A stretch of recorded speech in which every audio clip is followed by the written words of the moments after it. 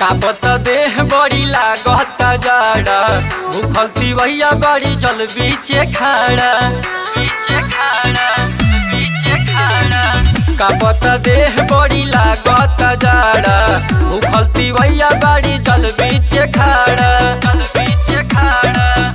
बतरी के चीर आई हवा के झकोरा से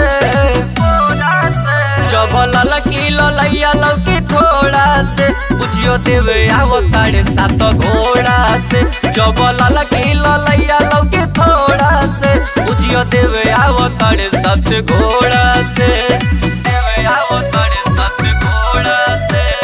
देवे आवतारे सात घोड़ा से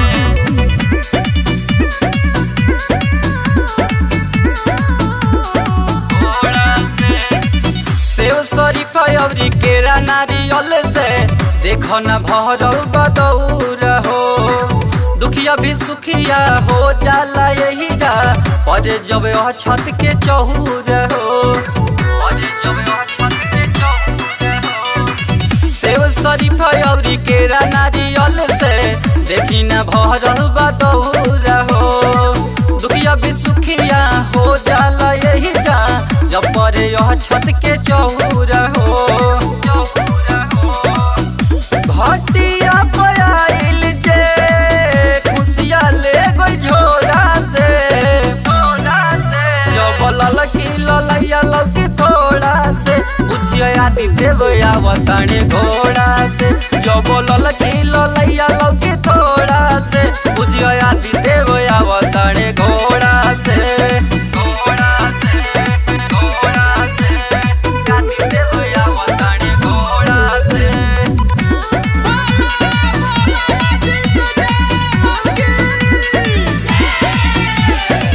धनी गरीब और ऊंच नीच के देखे ले के नजर से विमल बेदरदी अजित अकेला छठ करे अहिले शहर से धनी गरीब और ऊंच नीच के देखे ले के नजर से विमल बेदरदी अजित अकेला छठ करे अहिले शहर से रखिया खुशहाल माई के सटले रहे कोरा से